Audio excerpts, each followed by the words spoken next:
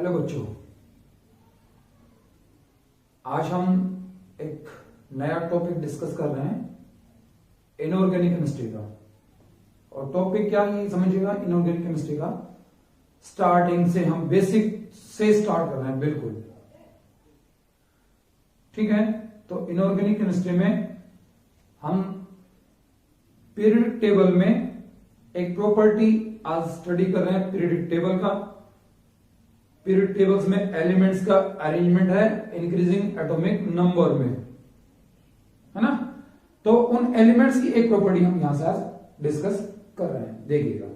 और वो जो प्रॉपर्टी है वो प्रॉपर्टी है एटॉमिक रेडियस।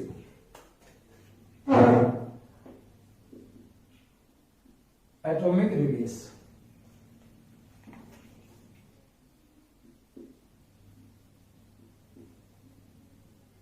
रेडियस का हमें पता है कि रेडियस क्या होता है। किसी भी स्फीयर की जो डायमीटर है उसका हाफ रेडियस होता है, ठीक है। एटम जो है वो कंसिडर करना हम किसमें, स्फेरिकल फॉर्म में। एटम को हम कंसिडर करते हैं स्फेरिकल फॉर्म में, ठीक है। स्फीयर है, एटम एक स्फीयर है और ये इसका न्यूक्लियस है। तो हमें एटम का एटॉमिक रेडियस निकालना है, atomic radius of this atom. लेकिन एटॉमिक रेडियस कैलकुलेट करने में बहुत सारी प्रॉब्लम्स हमें आती हैं। दिक्कत क्या आती है कि एटम का पहला पॉइंट, एटम का एग्जिस्टेंस नहीं है independently. Atom can not have independent existence. Atom की इंडिपेंडेंट एग्जिस्टेंस नहीं है, अकेला नहीं रहता। वो किस फॉर्म में एग्जिस्ट करता है, वो मॉलिक्यूलर फॉर्म में एग्जिस्ट करता है, मॉलिक्यूलर स्टेट में एग्जिस्ट करता है, आयनिक स्टेट में एग्जिस्ट करता है, कंपाउंड फॉर्मेशन में एग्जिस्ट करता है, इंडिपेंडेंटली एग्जिस्ट नहीं करता। हाँ, नोबल गैसेस के एटम्स इंडिपेंडेंटली एग्जिस्ट भी करते हैं भाई। नोबल गैसेस के एटम्स, नोबल गैसेस के जो एटम्स हैं वो इंडिपेंडेंटली एग्जिस्ट करते हैं। वो अलग प्रॉपर्टी है कि वो रिएक्टिव नहीं होता है, तो कंपाउंड फॉर्मेशन नहीं होता उनका। दूसरा सेकंड पॉइंट क्या करता है कि जो वेव मैकेनिकल मॉडल है ना, wave mechanical model of atom, वो शार्प बाउंड्री नहीं देता हमें, वो शार्प बाउंड्री नहीं देता। Atom do not tells us sharp boundary of atoms। जैसे कि मैंने ये एक सर्कल ड्रॉ कर दिया, तो ये क्या है, ये बाउंड्री हो गई। लेकिन वेव मैकेनिकल मॉडल ऐसा नहीं करता। वेव मैकेनिकल मॉडल कहता है कि इलेक्ट्रॉन की फाइंडिंग प्रोपर्टी जो है ना, वो इस रीजन में है, इस रीजन में है। तो इस रीजन को बोलते हैं हम क्या, जिस रीजन में इलेक्ट्रॉन फाइंडिंग प्रोपर्टी मैक्सिमम हो उसको बोलते हैं ऑर्बिटल। ये ऑर्बिटल। और ये वेल डिफाइंड सर्कुलर पाथ है जिसके अंदर इसकी एग्जिस्टेंस है। इस वेल डिफाइंड सर्कुलर पाथ को हम क्या बोलते हैं, इसको बोलते हैं शेल, या इसी को दूसरा नाम बोलते हैं हम क्या, ऑर्बिट, ठीक है। क्वांटम नंबर में हम इसको ऑर्बिट बोलते हैं, तो बोर मॉडल ऑफ एटम इसको हम शेल बोल देते हैं, KLMN। और ये स्मॉल n से डिनोट करते हैं, जो हमें, जिसकी वैल्यू हमें कौन देता है, प्रिंसिपल क्वांटम नंबर बताता है। तो वो शार्प बाउंड्री नहीं बताता हमें। और ये हम कहां पे पढ़ते हैं, ये हम पढ़ते हैं हाइजेनबर्ग अनसर्टेनिटी प्रिंसिपल में, कि पोजीशन और मोमेंटम हम इलेक्ट्रॉन का प्रिसाइजली कैलकुलेट नहीं कर सकते हैं। प्रिसाइजली कैलकुलेट नहीं करते, साइमल्टेनियसली दोनों को एक साथ। अदरवाइज हम कैलकुलेट कर सकते हैं, सेपरेटली कैलकुलेट कर सकते हैं, एग्जैक्टली प्रिसाइजली भी। लेकिन इंडिपेंडेंटली अगर हम दोनों को एक साथ ही एक साथ कैलकुलेट करने की कोशिश करेंगे तो एक एग्जैक्ट आ सकता है, दूसरे में एरर्स आएंगे। थर्ड पॉइंट क्या, मॉलिक्यूलर भी तो अलग अलग फॉर्म्स हैं हमारे पास में। किसी भी एटम की अलग अलग मॉलिक्यूलर फॉर्म्स हैं, अलग अलग कंपाउंड्स हैं, ठीक है। अलग अलग स्ट्रेंथ है, बॉन्ड स्ट्रेंथ भी अलग अलग है, बॉन्ड स्ट्रेंथ भी अलग अलग है, और बॉन्ड स्ट्रेंथ पे भी डिपेंड करता है एटॉमिक रेडियस। तो एग्जैक्ट एटॉमिक रेडियस कैलकुलेट करना बड़ा मुश्किल टास्क है, और वो टास्क मैंने बताया एग्जिस्टेंस एटम की नहीं है, wave mechanical model sharp boundary नहीं देता, नियरेस्ट एटम उसके रेडियस को इन्फ्लुएंस करता है। पॉइंट नंबर 4, एक एटम है, उसके नियरेस्ट दूसरा एटम है, तो उसके रेडियस को, ये एटम इसके रेडियस को क्या करेगा, इन्फ्लुएंस करेगा। अकेला नहीं, उसके नियरेस्ट में बहुत सारे नंबर ऑफ एटम्स हमारे पास में, तो वो उनको अफेक्ट करेंगे। क्लियर? अब आता है एटॉमिक रेडियस फिर कैलकुलेट कैसे करती है। मेरे पास में एटॉमिक रेडियस में मैं पहला रेडियस कैलकुलेट करता हूं, कौन सा, कोवलेंट रेडियस। कोवलेंट रेडियस मतलब क्या, कौन सा bond, covalent bond. Covalent bond, covalent bond किससे बनता है भाई, कोवैलेंट बॉन्ड फॉर्मेशन होता है भाई म्यूचुअल शेयरिंग ऑफ इलेक्ट्रॉन्स है। और मैं इसमें एक एग्जांपल लेता हूं किसका, होमो डाई एटॉमिक मॉलिक्यूल, उसका हम कोवैलेंट रेडियस कैलकुलेट करने की कोशिश करते हैं। फाइन, आइए करेंगे। क्या है, मेरे पास सपोज ये जो क्लोरीन है, और जैसा कि हमने अभी पढ़ा कि इंडिपेंडेंट एग्जिस्टेंस क्लोरीन की नहीं है। क्लोरीन के आउटर शेल में इलेक्ट्रॉन है कितने भाई, 7, आउटर शेल में 7 है। ये दूसरा क्लोरीन का एटम है, इसके भी आउटर शेल में इलेक्ट्रॉन है 7। तो ये आपका शेल है क्लोरीन का, ये न्यूक्लियस हो गया क्लोरीन का, ये दूसरा क्लोरीन है, Cl एटम ही होगा, Cl एटम ही होगा, इसके पास इलेक्ट्रॉन है कितने, 7 इलेक्ट्रॉन इसमें और 7 इलेक्ट्रॉन इनमें। अब ये दो इलेक्ट्रॉन जो है वो क्या होते हैं, म्यूचुअली शेड होते हैं। जब ये इलेक्ट्रॉन म्यूचुअली शेड होंगे तो ऐसी शेप आपकी होगी, ये हो गया, ये होगा क्लोरीन का मॉलिक्यूल। और इन न्यूक्लियस, इन दोनों न्यूक्लियस के बीच की ये क्या होती है, डिस्टेंस। इसी को क्या बोलते हैं, कोवलेंट, ये जो लेंथ है, इस लेंथ को बोलते हैं बॉन्ड लेंथ, बॉन्ड लेंथ बोल देते हैं। या कहूं क्या, ये क्या है, यहां से यहां दोनों बॉन्डेड एटम्स के न्यूक्लियस के बीच की डिस्टेंस को ही हम क्या बोल देते हैं, इंटर न्यूक्लियर डिस्टेंस। क्या बोलते हैं उसको, इंटरन्यूक्लियर डिस्टेंस। ठीक है, तो क्या होगा भाई, इंटरन्यूक्लियर डिस्टेंस, बॉन्डेड एटम्स के न्यूक्लियस की डिस्टेंस। कौन से bonded atom, covalently bonded atoms के बीच की डिस्टेंस क्या होगी, इंटर न्यूक्लियर डिस्टेंस होगी, और उसी लेंथ को हम बोलते हैं bond length. That bond length is called, that is called bond length. ठीक है, आगे सुनिएगा नेक्स्ट। अब क्या है, इस डिस्टेंस का half of the internuclear distance, half of the internuclear distance, that is called half of the internuclear distance between the covalently bonded atoms. ये दो कोवलेंटली बॉन्डेड एटम्स थे, इन बॉन्डेड एटम्स के बीच की डिस्टेंस का half, that is called covalent radius. ये क्या हुआ आपका, कोवलेंट रेडियस हुआ। तो ऑब्वियस डिपेंड करता है कोवलेंट रेडियस किसके, साइज पे।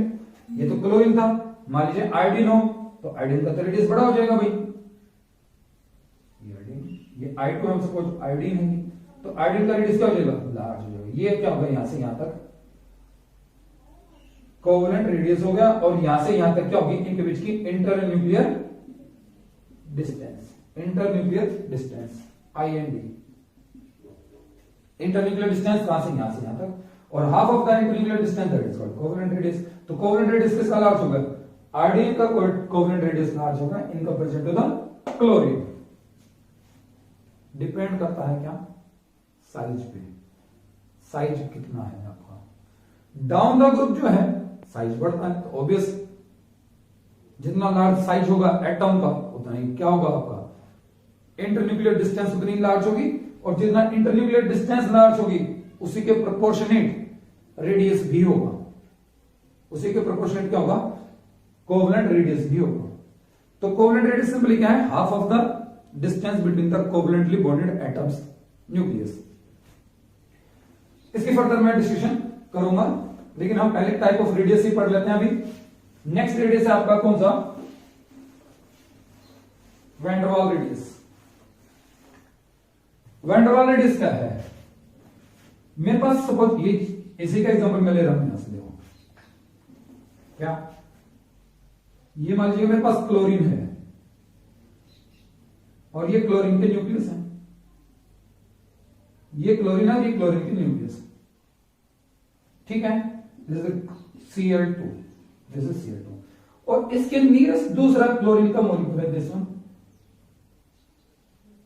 ये क्लोरीन का नियरेस्ट, एडजेसेंट कह सकते हो, नियरेस्ट कह सकते हो, ये क्लोरीन का दूसरा मॉलिक्यूल है।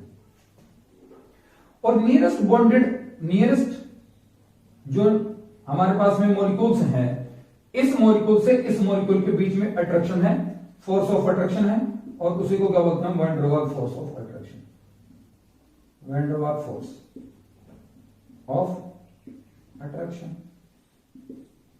इसका मतलब van der Waals force of attraction किसके बीच में, between the Cl2 and Cl2, between the Cl2, between Cl2 and Cl2 के बिटवीन जो है वो वैन डर वाल अट्रैक्शन है, van der Waals force of attraction है।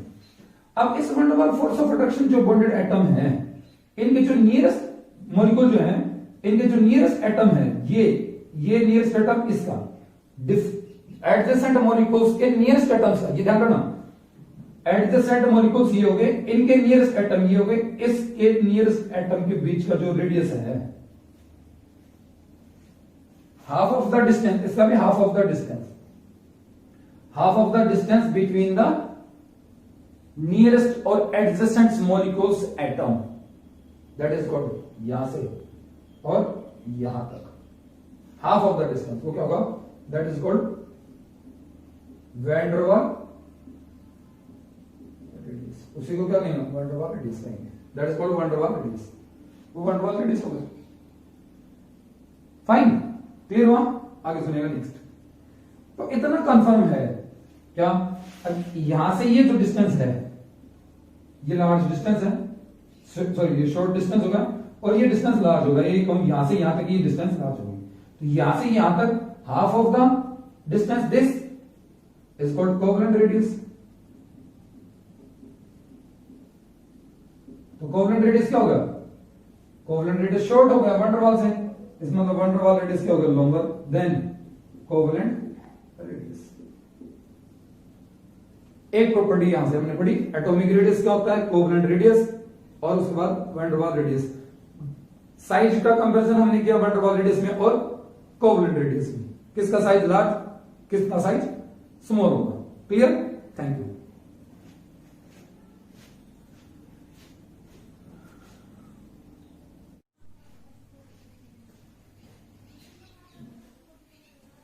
तो वैन डर वाल रेडियस लार्जर हो गया किससे, कोवेलेंट रेडियस से। नेक्स्ट जो रेडियस है वो है हमारे पास में मेटालिक रेडियस। ऑब्वियस मेटल का रेडियस होगा, मेटालिक रेडियस। अब मेटालिक रेडियस के लिए हम पहले मेटल का हम स्ट्रक्चर देखते हैं। मेटल एग्जिस्ट करते हैं इन सॉलिड स्टेट। मरकरी को अगर हम छोड़ दें तो, और लैटिस फॉर्मेशन करते हैं मेटल्स। ये सपोज कीजिए मेटल एटम है हमारे पास में, ये इसका न्यूक्लियस होगा, ये इसके नियरेस्ट सेकंड मेटल एटम है, ये इसके नियरेस्ट सेकंड मेटल एटम है, इतना ही पोर्शन हम लेते हैं। ये एटम है, मेटल एटम, ये अनदर मेटल एटम है, और ये नेक्स्ट मेटल एटम है।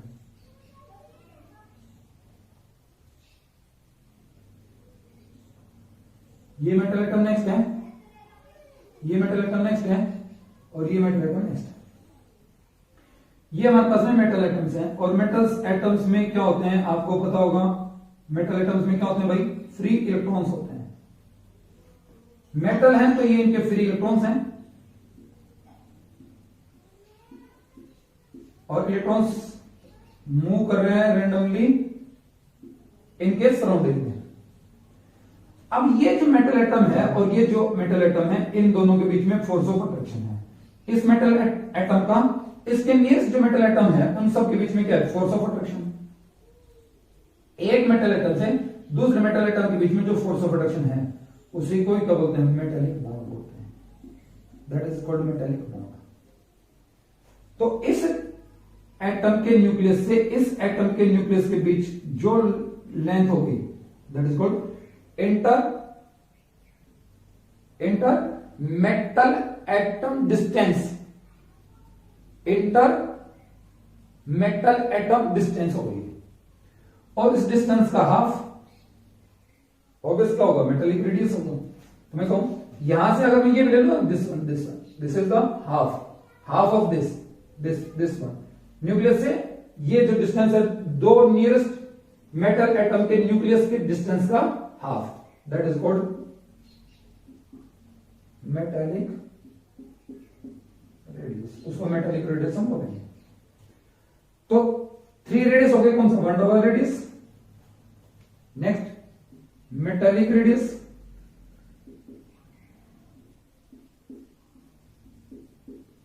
और उसके बाद हो गया क्या, कोवेलेंट रेडियस। और ये इनका साइज का ऑर्डर हो गया।